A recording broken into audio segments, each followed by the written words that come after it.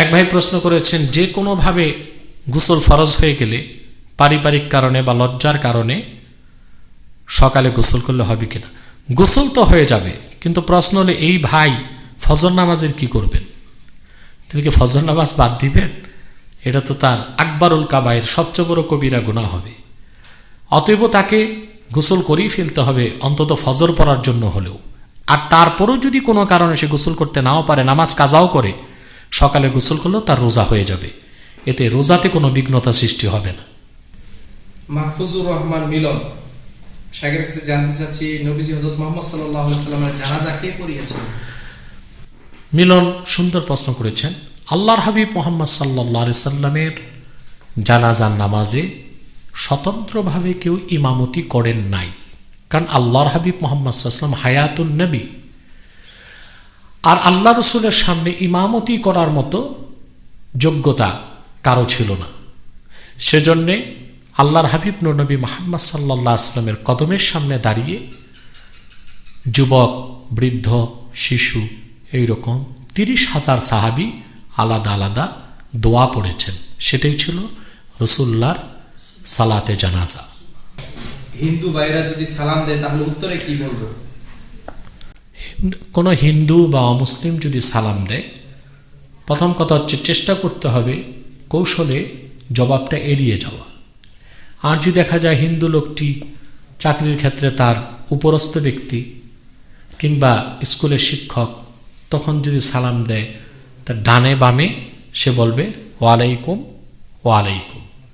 তার উদ্দেশ্য সালামের জবাবটা ফেরেশতা পাবে, কিন্তু সে লোকটি বুঝলো তাকে জবাব দেওয়া হয়েছে। কিন্তু সরাসরি হিন্দু ব্যক্তির সালামের জবাব দেওয়া যাবে না, কোনো অমুসলিমের সালামের জবাবই দেওয়া যাবে না। মোহাম্মদ সাব্বির বিন সামাদ তিনি প্রশ্ন করেছেন, শাইখের কাছে জানতে চাচ্ছি, পৃথিবীতে এত মাযহাব কেন?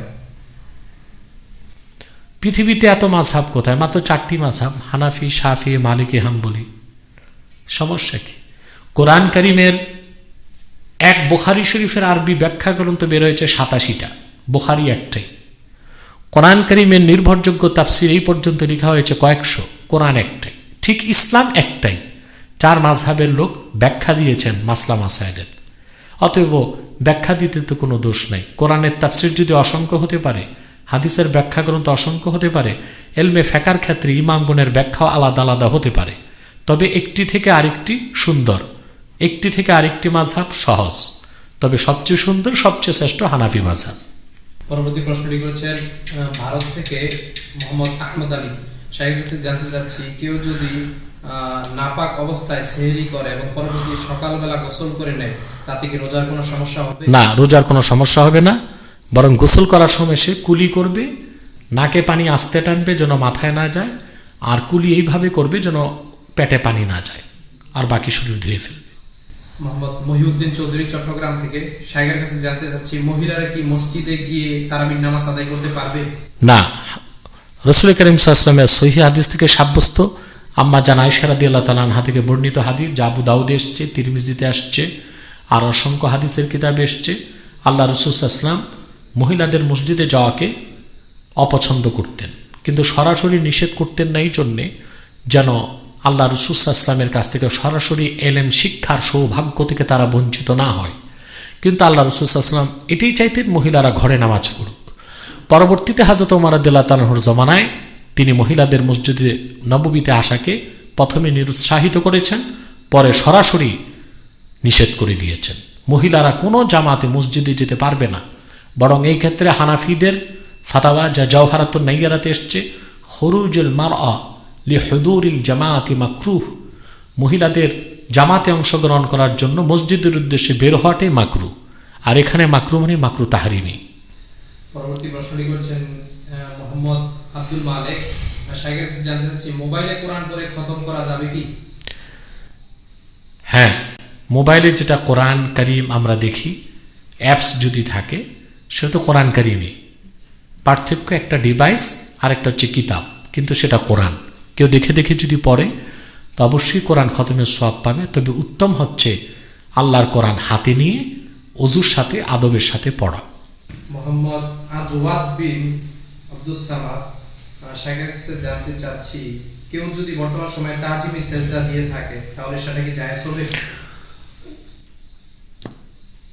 তাজিমি সেজদা বা যে কোনো নামে সেজদা আল্লাহ ছাড়া কোনো পীর বুজুর্গ, মাজার, কবর, সৌধ, মিনার, প্রতিমা, প্রতিকৃতি দেওয়া নাজায়েজ, হারাম, কবিরা গুনাহ, শিরক। কোন অবস্থায় এটা চলবে না। তাজিমি সেজদা হযরত পূর্বে শরীয়তে জায়েজ ছিল। যেমন হযরত ইউসুফ আলাইহিস সালামের ব্যাপারে আল্লাহ পাক কোরআন কারীমে বলেছেন, তিনি স্বপ্ন দেখে তার পিতাকে বলেছেন, ইন্নী রাআইতু আহাদা আশারা কাওকাবা ওয়াশ-শামসা ওয়াল কমারা রাআইতুহুম লি সাজিদিন।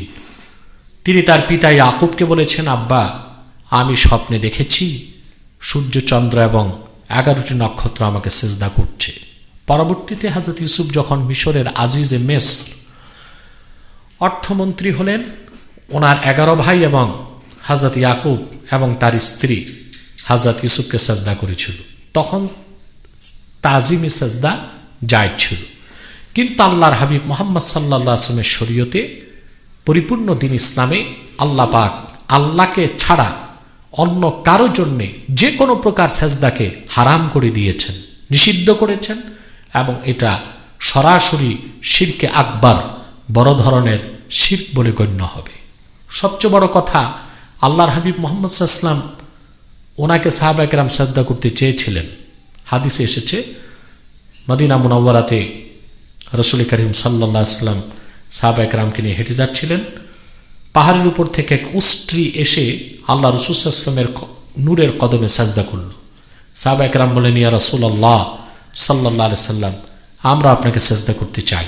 রাসূল করিম সাল্লাল্লাহু আলাইহি ওয়াসাল্লাম তখন বললেন, আমার শরীয়তে মুহাম্মাদিয়াতে আল্লাহ ছাড়া কাউকে সেজদার কোনো অনুমতি নেই।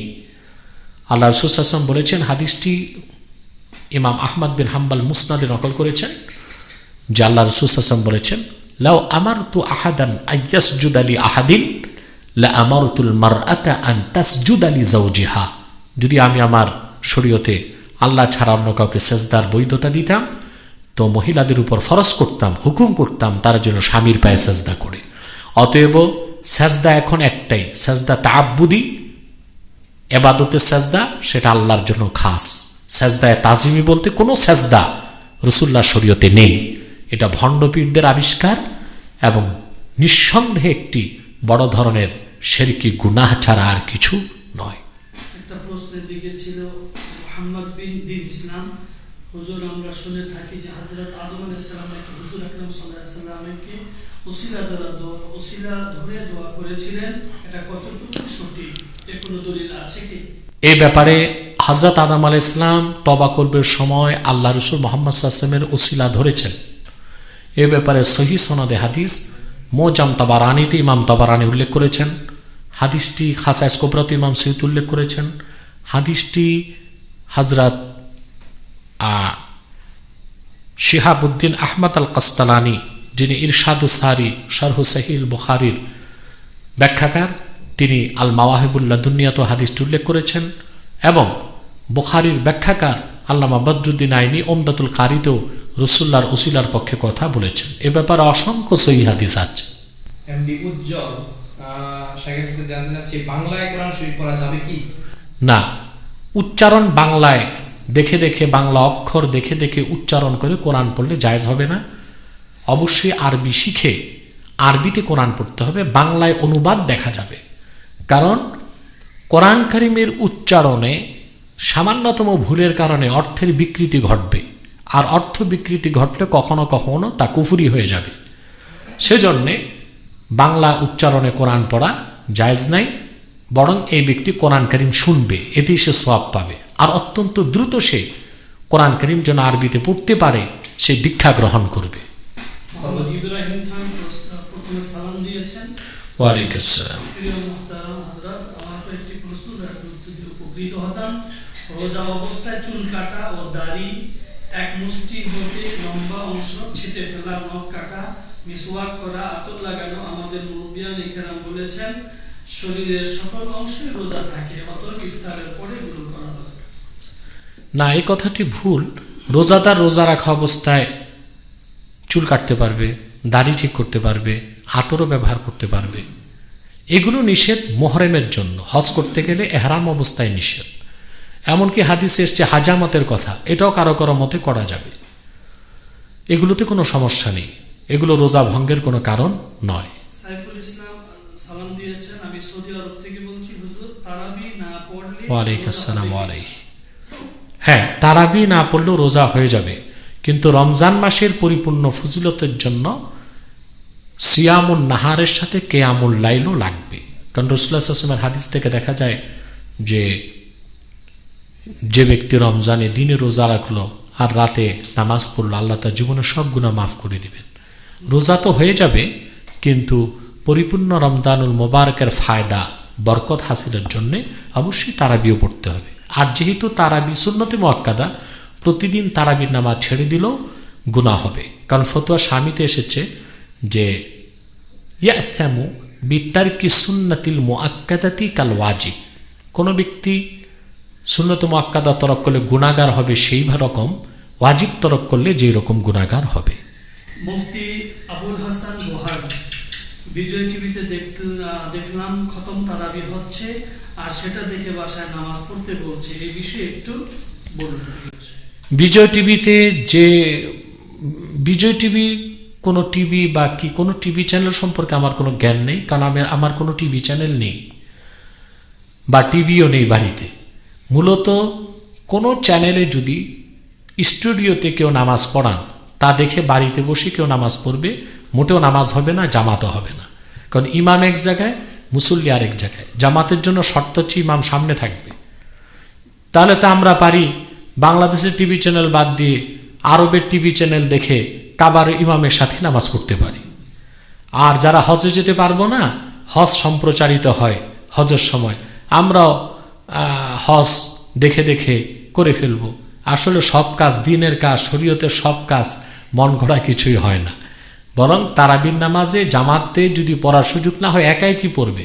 তারপরও টেলিভিশন দেখে দেখে ওই টেলিভিশনের ইমাম সাহেবের অনুসরণে তারাবি পড়লে জামাত তো হবেই না, বরং এটা নতুন আবিষ্কৃত বেদাত হিসেবে কঠিন একটি গুনার কাজ হবে। পরবর্তী প্রশ্নটি করেছেন মোহাম্মদ রেজওয়ান আহমদ, মসজিদে সবিনা পড়ার মাসালা। সবিনা পড়া তো ভালো কাজ। কোরআন কারীম তেলাওয়াত করতে পারবে কিনা?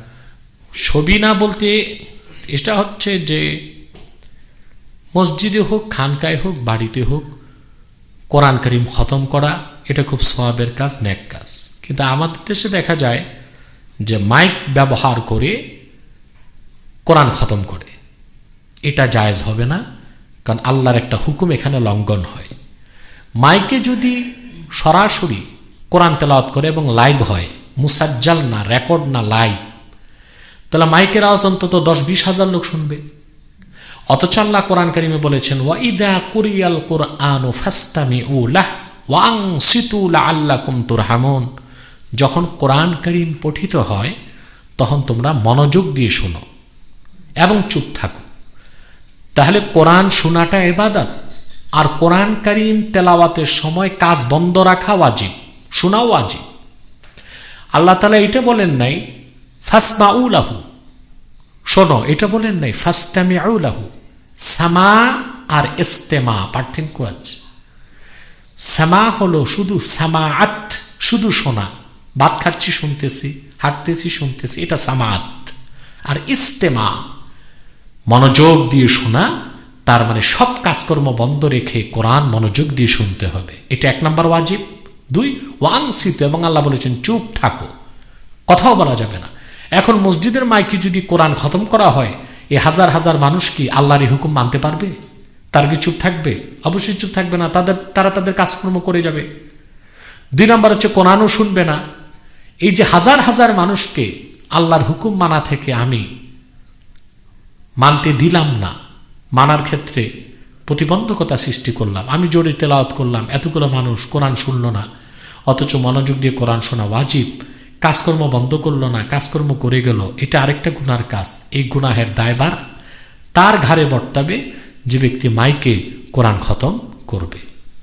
এটা এটা এটা জায়েজ হবে না, এটা সুন্নতের খেলাফ হবে, বরং মসজিদে একত্রে বসে কোরআন খতম করবে। আরেক ভাই প্রশ্ন করেছেন সিজদায় দোয়া করা যাবে কিনা।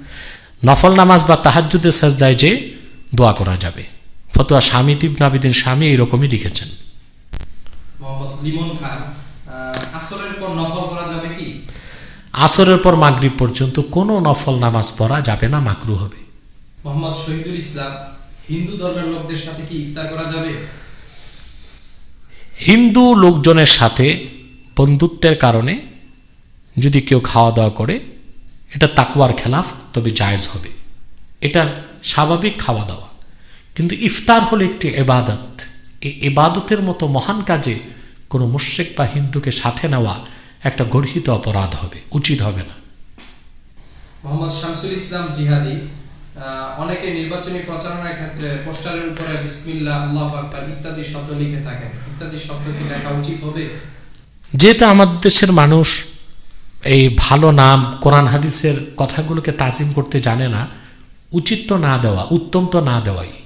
তবে একটা ট্র্যাডিশন হয়ে গিয়েছে, এই জন্য যদি দেয়ও সেটা আমাদের সকলকে খেয়াল রাখতে হবে যেন অবমাননা না হয়। লন্ডন থেকে এক ভাই জানতে চেয়েছেন ইয়াজুজ মাজুজ সম্পর্কে জানতে চান।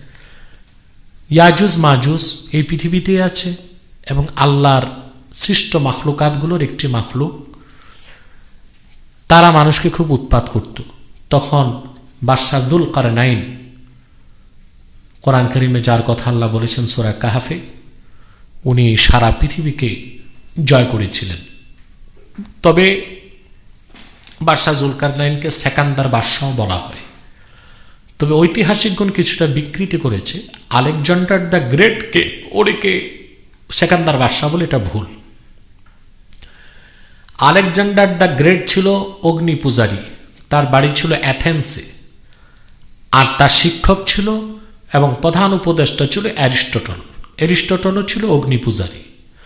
অপরদিকে বাদশাহ সেকান্দার ছিল ইব্রাহিম আলাইহিস সালামের জমানার কাছাকাছি এবং তার প্রধান উপদেষ্টা ছিল হযরত খাজা খিদির আলাইহিস সালাতু ওয়াসসালাম। সেই যুলকারনাইন বাদশাহ, সেকান্দার বাদশাহ পৃথিবী জয় করতে করতে যখন পৃথিবীর উত্তর শেষ সীমায় গেলেন, তখন সেখানে অধিবাসীরা ইয়াজুজ মাজুজের ব্যাপারে বলল যে তারা খুব অত্যাচারী একটি জাতি, আমাদেরকে অত্যাচার করে। তখন হযরত সেকান্দার বাদশাহ যুলকারনাইন তার উপস্থিতিতেই লোহা এবং সীসা এনে গলিয়ে শক্ত প্রাচীর নির্মাণ করে দিয়েছেন। ইয়াজুজ মাজুজের সংখ্যা এখন বেড়েই চলছে। কেয়ামতের আগে হযরত ঈসা রুহুল্লাহ আকাশ থেকে নামার পর, ইমাম মাহদির প্রকাশের পরে, দজ্জালকে হত্যার পরে, ইসলামী হুকুমত কায়েমের পর ইয়াজুজ মাজুজ বের হবে এবং তারা বের হয়েই তাদের নিকটবর্তী সমুদ্রের পানি এক শ্বাসেই চষে ফেলবে। পরবর্তীতে হযরত ঈসা এবং ইমাম মাহদি ইমানদারদেরকে নিয়ে দামেস্কের কোনো এক পাহাড়ে উঠে আল্লাহর কাছে হেফাজতের দোয়া করবেন, বাঁচার জন্য, পরিত্রাণের জন্য দোয়া চাইবেন। তখন আল্লাহর পক্ষ থেকে আযাব আসবে, আযাবে ইয়াজুজ মাজুজ সব মরে যাবে এবং বড় বড় পাখি এসে তাদের লাশগুলো সমুদ্রে নিয়ে যাবে। পরবর্তীতে ক্রমাগত বৃষ্টি হবে, বৃষ্টির পর পৃথিবীতে আবার উর্বরা শক্তি অনেক বেড়ে যাবে। ইমাম সুয়ুতী রহমতুল্লাহর মতো উর্বরা শক্তি এত বাড়বে, এক একটি আনার ফলের খোসা এত বড় হবে, ৮-১০ জন লোক ছাতির মতো তা ব্যবহার করতে পারবে। তবে আমি কিছু ইসলামী পণ্ডিতদের বই দেখেছি, তারা বলতে চাচ্ছেন ইয়াজুজ মাজুজের অবস্থানটা বর্তমান চায়নার বর্ডার হচ্ছে মঙ্গোলিয়া, মঙ্গোলিয়ার শেষ সীমান্তের কোনো এক দিক তাদের অবস্থানটা হতে পারে। তবে অবস্থান যেখানেই থাক, আমরা বিশ্বাস করি কোরআনে আল্লাহ ইয়াজুজ মাজুজের কথা বলেছেন, রাসূল করিম সাল্লাল্লাহু আলাইহি ওয়াসাল্লামের সহিহ হাদিসে এসেছে। অতএব আমরা বিশ্বাস করি তারা একটি জাতি এবং একটি অত্যাচারী জাতি এবং নাফরমান জাতি। মোহাম্মদ হৃদয় শেখ, এক আহলে হাদিস বক্তা বলেছে হযরত ওসমান রাদিয়াল্লাহু তাআলা জুমার নামাজে 2 আযান দিয়ে বেদাত শুরু করেছিলেন। কতটি নাউযুবিল্লাহি মিন যালিক। আহলে হাদিসদের দৌরাত্ম্য এত বেড়ে যাচ্ছে, তারা এখন হক্কানি পীর মাশায়েখদেরকে গালিগালাজ করতে করতে, বেদাতি বলতে বলতে এখন হযরত ওমর ও ওসমানের মতো মানুষকেও বেদাতি বলতে চান। সাহাবায়ে কেরামকে যারা গালিগালাজ করে, সমালোচনা করে, বিশেষ করে খোলাফায়ে রাশিদিনের সমালোচনা করে, তারা মুনাফিক। তাদেরকে আমরা মুসলিম বলতে পারি না। নিঃসন্দেহে তারা মুনাফিক, এতে কোনো সন্দেহ নাই। হযরত ওসমান কেন, আল্লাহ রসুলের কোনো একজন সাহাবীর দ্বারা কোনো বেদাত সংগঠিত হয়নি। আর হযরত উসমান খোলাফায়ে রাশিদিনের অন্তর্ভুক্ত। রাসূলুল্লাহ সাল্লাল্লাহু আলাইহি ওয়াসাল্লাম তাকে মুক্তাদা, অনুসরণীয় ব্যক্তি হিসেবে নির্ধারণ করেছেন। আল্লাহ রাসূল বলেছেন, আলাইকুম বিসুন্নতি ও সুন্নাতিল খোলাফায়ে রাশিদিন আল মাহদিয়িন। সেই আল্লাহ রাসূলের কথার উদ্দেশ্য কি? খোলাফায়ে রাশিদিন আল মাহদিয়িন, হেদায়েত প্রাপ্ত 4 খলিফা, সুবহানাল্লাহ, হেদায়েত প্রাপ্ত এবং ইলমের সৌভাগ্য প্রাপ্ত, হেদায়েত প্রাপ্ত 4 খলিফা। সে 4 জনের রাশিদিন আল মাহদিয়িনের একজন হযরত উসমান। তাকে যে বেদাতি বলে, সে তো সরাসরি রাসূলুল্লাহর হাদিসকে অস্বীকার করল। সে আহলে হাদিস না, সে আহলে খবিস। কিন্তু বড় আশ্চর্য, আমরা যখন এই ভণ্ড আহলে হাদিসদের পাকড়াও করি, তখন কিছু মানুষ আমাদের নসিহত খয়রাত করে যে আপনারা দ্বন্দ্ব করতেছেন, উম্মতের মধ্যে ফাটল সৃষ্টি করছেন। মানে দোষটা গৃহস্থকে দেওয়া হয়, চোরকে দেওয়া হচ্ছে না।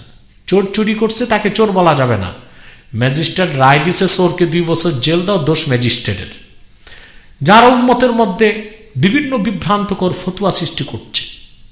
যুগের পর যুগ মানুষ জানতো নামাজের মধ্যে কোরআন খুলে কোরআন পড়া যায় না। যে ভণ্ড এই বিভ্রান্তি সৃষ্টি করলো, বিভেদ তো তা সেই সৃষ্টি করছে। যেসব ভণ্ড আহলে হাদিসরা যুগের পর যুগ সারা উম্মতি মুসলিমা 20 রাকাত তারাবির নামাজ পড়েছে, এমনকি রাসূলুল্লাহর জমানা থেকে আজ পর্যন্ত 1500 বছর পার হয়ে গেল, হারামাইন শরীফাইন মক্কা মুকাররমা মদিনা মুনাওয়ারায় জামাতের সাথে 20 রাকাত তারাবি হচ্ছে। অথচ এরা 8 রাকাত তারাবির কথা বলে মানুষকে বিভ্রান্ত করে দিচ্ছে। বিভেদ কি আমরা সৃষ্টি করছি না তারা? যুগের পর যুগ মানুষ জেনে এসেছে মহিলাদের পর্দায় মুখ ঢাকতে হয়। এখন ভণ্ড ইহুদিদের কাছে পারসেজ হওয়া কিছু মৌলবী বলছে মুখ ঢাকার দরকার নেই, আর তার কাউন্টার হিসেবে সঠিক ফতোয়াটা আমরা দিই। আমরা বিভেদ সৃষ্টি করছি নাকি যারাই ভুল এবং বিভ্রান্তিপূর্ণ ফতোয়া দিচ্ছে তারা বিভেদ সৃষ্টি করছে? তাদের মুখে লাগাম টানার কথা বলা হচ্ছে না। আমরা যারা বিভ্রান্তি অপনোদনে সঠিক ফতোয়া দিচ্ছে, আমাদের দিকে আঙ্গুল তোলা হচ্ছে। এটা নিশ্চয়ই আমানতের বড় খেয়ানত এবং খুবই অবিচারপূর্ণ একটি সিদ্ধান্ত। পরবর্তী প্রশ্নটি করেছে মোহাম্মদ ইমরান, করোনা ভাইরাসের কারণে খাদ্য মজুত করা যাবে কি? কোনো ব্যবসায়ী খাদ্য মজুত করতে পারবে না, কারণ করোনা ভাইরাসের কারণে ব্যবসায়ী যদি 40 দিনের বেশি খাদ্য মজুত করে, তো তার গুণা তো দ্বিগুণ হওয়ার কথা। এমনিতে তো খাদ্য সমস্যায় মানুষ। তবে ব্যক্তিগত পর্যায়ে ব্যবসায়ী নয়, বাড়িতে সে তার গাল্লা, তার ফসল জমা রাখতে পারবে, তাতে সমস্যা নেই। মাওলানা শহীদুল ইসলাম সাহেব জানতে চাচ্ছি, ইমাম আযম আবু হানিফা রাহমাতুল্লাহ আলাইহি আল্লাহকে স্বপ্নে একসাথে বার দেখেছেন, তার পক্ষে কোনো দলিল আছে কি? জি, হানাফি আইন শাস্ত্রের প্রখ্যাত কিতাব দুররে মুখতারে আল্লামা ইমাম হাসকাফি কথাটি উল্লেখ করেছেন, এবং ফতোয়া স্বামী পুরনো ছাপ দামেস্কের নস্কা, দামেস্কের ছাপ যে ফতোয়া স্বামী, তার প্রথম খণ্ডের 48 পৃষ্ঠায় হামেশে কথাটি এসেছে। ইবনে আবিদিন স্বামীও স্বীকার করেছেন, ইন্নাহু রাআ রাব্বাহু মিআতা মাররাতিন ফিল মানাম। স্বপ্নে ইমাম আযম আবু হানিফা আল্লাহ তাআলাকে 100 বার দেখেছেন। এবং স্বপ্নে দেখা সম্ভব, জাগ্রত অবস্থায় চোখে পৃথিবীতে আল্লাহকে কেউ দেখবে না, কারণ আল্লাহ পাক বলেছেন লা তুদরিকুহুল আবসার ওয়া হুয়া ইউদরিকুল আবসার ওয়া হুয়াল লাতীফুল খাবীর। আব্দুল্লাহ আল ফয়সাল, আমরা 12 বছরের হাফেজের পিছনে তারাবির নামাজ পড়ে থাকি, সেটা কি সহিহ হবে? তারাবির নামাজটা যদি বয়স্ক হাফেজ নাই থাকে তাহলে হয়ে যাবে, তবে উচিত হচ্ছে একজন বালেগ হাফেজ রাখা। মেয়েরা কি ওয়াজ শুনতে পারবে? মেয়েরা ওয়াজ শুনবে, তবে অডিও শোনাটাই ভালো, ভিডিও না দেখাই উচিত। মোহাম্মদ ইমরান হোসেন, পৃথিবীর কোথাও চাঁদ দেখা গেলে সমগ্র মুসলিম উম্মাহ কি একসাথে রোজা এবং ঈদ পালন করবে? এটা নিয়ে আমাদের দেশে ফেতনা খুব বেশি। এটাকে ফেকা ফতোয়া বলা হয় এতেবারুল মাতালে। চাঁদ উদিত হবার স্থানকে বলা হয় মাতলে। আমরা ভুল বলি মাতলা, আসলে আল্লাহ কোরআনে শব্দটা বলেছেন মাতলে, এবং ফতোয়া স্বামীতে এসছে বিকাসরিল নাম, মাতলে এর বহুবচন মাতালে। 4 মাযহাবের ইমামদের মধ্যে এ ব্যাপারে সূক্ষ্মাতি সূক্ষ্ম ব্যাখ্যা হয়েছে। কেউ কেউ বলেছেন লা তুতাবারুল মাতালে, চাঁদ উদিত হবার স্থানের ভিন্নতা ধর্তব্য নয়। অর্থাৎ পৃথিবীর কোনো এক দেশে চাঁদ উঠলে সব দেশের লোক রোজা রাখতে পারবে, ঈদ করতে পারবে। আর ইমাম আজম আবু হানিফা রহমতুল্লাহর মতো এটাই ছিল, কিন্তু সাহেবাইনের মতের উপর ফতোয়া হানাফিদের যে তো তাবারুল মাতালে, অর্থাৎ চাঁদ উদিত হবার স্থানের ভিন্নতা ধর্তব্য, অর্থাৎ প্রতি দেশের আকাশে চাঁদ দেখতে হবে। তো সাহেবানের মতের পক্ষে রসুল্লাহর হাদিস পাওয়া যায়। আল্লাহ রসুল সাল্লাল্লাহু আলাইহি ওয়াসাল্লাম বলেছেন, সুমু লিরুয়াতিহি ওয়া আফতিরু লিরুয়াতিহি, তোমরা চাঁদ দেখে রোজা রাখো, তোমরা চাঁদ দেখে রোজা ভঙ্গ করো। তাহলে বোঝা যাচ্ছে প্রত্যেক ভূখণ্ডের মানুষকে স্বতন্ত্রভাবে চাঁদ দেখতে হবে। 2, তর্কের খাতিরে মেনে নিলাম তাদের ফতোয়া যে যারা বলেছেন ফকিহ বা মুজতাহিদগণ যে মাতালের এতেবার করা হবে না, অর্থাৎ চাঁদ উদিত হবার ভিন্নতা ধর্তব্য নয়, কোনো এক জায়গায় চাঁদ উঠলেই অন্য জায়গার লোক রোজা রাখতে পারবে, ঈদ করতে পারবে। এখন প্রশ্ন হলো, চাঁদ উঠেছে ইরাকে, বাংলাদেশের লোক তো দেখে নাই, তারা কিভাবে রোজা রাখবে? যারা একদিনে রোজা ও ঈদ করার পক্ষে, পৃথিবীর এক জায়গায় চাঁদ উঠলে সব জায়গায় রোজা রাখবে, ঈদ করবে, তাদের সবচেয়ে বড় ভণ্ডামিটা এখানেই, তারা বাকি ব্যাখ্যাটা দেয় না। পদ্ধতি কি? ইরাকে চাঁদ উঠছে আর আমরা তা দেখে রোজা রাখবো? আমাদের কাছে খবরটা কিভাবে পৌঁছবে? হয় বেতারে, নয় টেলিভিশনে। এই একটাও শরীয়তে সাক্ষী বলে গণ্য হবে না। শরীয়তের সাক্ষী হলো অন্তত 2 জন শাহেদাইন আদেলাইন মুসলিমাইন, 2 জন মুসলমান ন্যায়পরায়ণ সাক্ষী ইরাকের ভূখণ্ডে স্বচক্ষে চাঁদ দেখে তারা যদি রকেটের সাহায্যে বাংলাদেশে এসে আমাদের সাক্ষী দেয় যে আমরা 2 জন ইরাকে চাঁদ দেখে এসেছি, ওই সাক্ষীর ভিত্তিতে ইরাকে চাঁদ দেখলে বাংলাদেশে আমরা একদিনে রোজা রাখতে পারবো, ঈদ করতে পারবো। তা কি আদৌ সম্ভব? যদি তা আদৌ সম্ভব না হয় তাহলে অবশ্যই সাহেবেনের ফতোয়াতে আমল করতে হবে। আমাদের দেশে চাঁদ দেখে আমরা রোজা রাখবো, আমাদের দেশে চাঁদ দেখে আমরা ঈদ করব। একই দিনে চাঁদ দেখার দ্বারা সবাই ঈদ করবে, সবাই রোজা রাখবে, এখানে তারা অর্ধেক মাসালা বলে, বাকি সাক্ষীর ক্ষেত্রে যে জটিলতা সেটার নিরসন তারা করে না। একবার কয়েক মাস আগে বর্তমান ধর্মমন্ত্রীর সাথে আমার একটু কথাবার্তা হয়েছিল এক জায়গায় বসে। তখন এই চাঁদের মাসলা ওঠার পর আমি এই বিষয়টি তাকে বলেছিলাম। তখন তিনি বলেছেন, হ্যাঁ, এই বিষয়টি আমার মাথায় কখনোই আসে নাই। শুনেছি ফাউন্ডেশনের তার নেতৃত্বে পক্ষে বিপক্ষে বহস হয়েছে। আমরা যারা আমাদের দেশে চাঁদ দেখলে রোজা করি, ঈদ করি, তারা, আর বিপক্ষে যারা পৃথিবীর যে কোনো জায়গায় চাঁদ দেখলে সে একই দিনে সারা পৃথিবীতে রোজা হবে, ঈদ হবে, তারা বহস হয়েছিল। আমি ধর্মমন্ত্রীকে বলেছিলাম, সাক্ষীটা কিভাবে নেওয়া হবে? বেতার, ওয়্যারলেস, স্যাটেলাইট, এই একটাও কি শরীয়তে সাক্ষী মোতাবার গ্রহণযোগ্য? না 2 জন মুসলমান সাক্ষীকে দেখে আসতে হবে? যেমন চাঁদ মিশরে উঠেছে, আমরা শুনলাম, তাতে রোজা রাখতে পারবো না। 2 জন সাক্ষী এসে যদি আমাদেরকে বলে তাহলে রোজা রাখতে পারবো। এখন মিশরে মাগরিবের পর চাঁদ দেখে বাংলাদেশে আসতে লাগবে 7.5 ঘন্টা, তখন আমরা কিভাবে সিদ্ধান্ত নেব? তাহলে বোঝা যায় একটা বড় ধরনের ফাঁক এখানে রয়ে গেছে, এই ফাঁকটা কেউ মিটাচ্ছে না। অতএব আমাদের ভূখণ্ডে আমরা চাঁদ দেখলে আমরা রোজা রাখবো, আমাদের ভূখণ্ডে চাঁদ দেখলে আমরা ঈদ করব। কারণ চাঁদকে আল্লাহ ক্যালেন্ডার বলেছেন, ক্যালেন্ডার আমারটা আমি দেখব, আরেকজন আমার ক্যালেন্ডার ঝুলিয়ে রাখলে তা হবে না। আল্লাহু আ'লামু বিস-সাওয়াব।